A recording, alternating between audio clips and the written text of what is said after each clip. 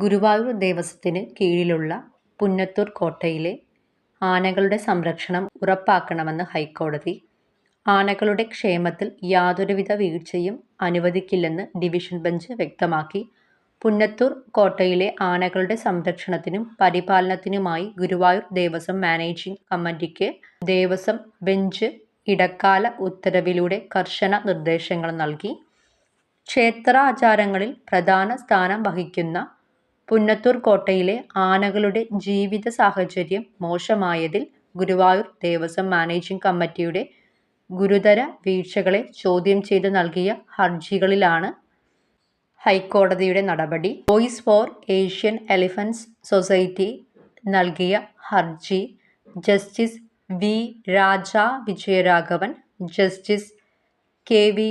ജയകുമാർ എന്നിവരടങ്ങിയ ഡിവിഷൻ ബെഞ്ചാണ് പരിഗണിച്ചത്. ആനകളുടെ കാലുകളിൽ ഇരുമ്പ് ചങ്ങലകൾക്ക് പകരം കോട്ടൺ കയർ ഉപയോഗിക്കണം. മദപ്പാട് കാലത്ത് മാത്രമേ ഇരുമ്പു ചങ്ങല ഉപയോഗിക്കാവൂ. ദീർഘനേരം തുടർച്ചയായി ആനകളെ കെട്ടിയിടുന്ന രീതി അവസാനിപ്പിക്കണമെന്നും ഒരു കാലിൽ മാത്രം കെട്ട് മുറുക്കാതെ 2 കാലുകളിലും മാറി മാറി വേണം കെട്ടിയിടാനെന്നും കോടതി നിർദ്ദേശിച്ചു. പുന്നത്തൂർ കോട്ടയിലെ ആനകളുടെ ഹൈക്കോടതി നിർദ്ദേശങ്ങൾ: പുന്നത്തൂർ കോട്ടയിലെ ആനകളുടെ ആരോഗ്യ സംരക്ഷണത്തിനും ക്ഷേമത്തിനുമായി നിരവധി മാർഗനിർദ്ദേശങ്ങൾ ഹൈക്കോടതി മുന്നോട്ട് വച്ചു. ഓരോ ആനയ്ക്കും ദിവസവും 4 മുതൽ 5 കിലോമീറ്റർ വരെ നടക്കാൻ അവസരം നൽകണം.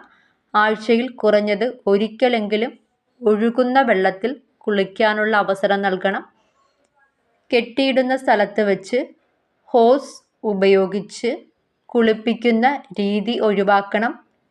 മതിയായ ഭക്ഷണവും ശുദ്ധമായ കുടിവെള്ളവും ഉറപ്പാക്കണം.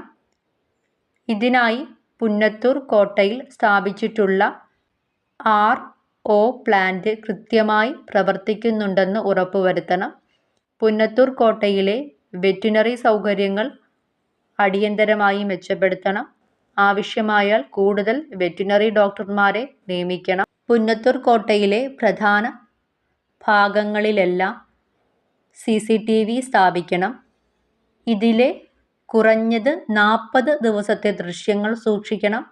ആനകളെ വൃത്തിയുള്ളതും ആരോഗ്യകരവുമായ സാഹചര്യത്തിൽ പാർപ്പിക്കണം. ആനപ്പിണ്ടവും മറ്റു മാലിന്യങ്ങളും ഉടൻ നീക്കം ചെയ്ത് പരിസരം ശുചിയാക്കി സൂക്ഷിക്കണം.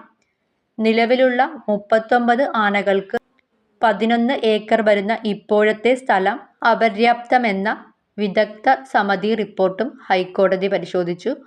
കൂടുതൽ ഭൂമി കണ്ടെത്തി ആനകളുടെ താമസ സ്ഥലം വിപുലീകരിക്കണം. പുതിയ ആനകളെ നിലവിലെ സ്ഥലത്ത് അനുവദിക്കരുതെന്നും തോട്ടിയുടെ ഉപയോഗം പൂർണ്ണമായി നിർത്തണമെന്നും വിദഗ്ധ സമിതി നിർദ്ദേശം നൽകിയിട്ടുണ്ട്. 3 മാസത്തിന് ശേഷം chief wildlife warden Punnathur കോട്ടയിലെ ആനകളെ പരിശോധിച്ച് റിപ്പോർട്ട് നൽകണം.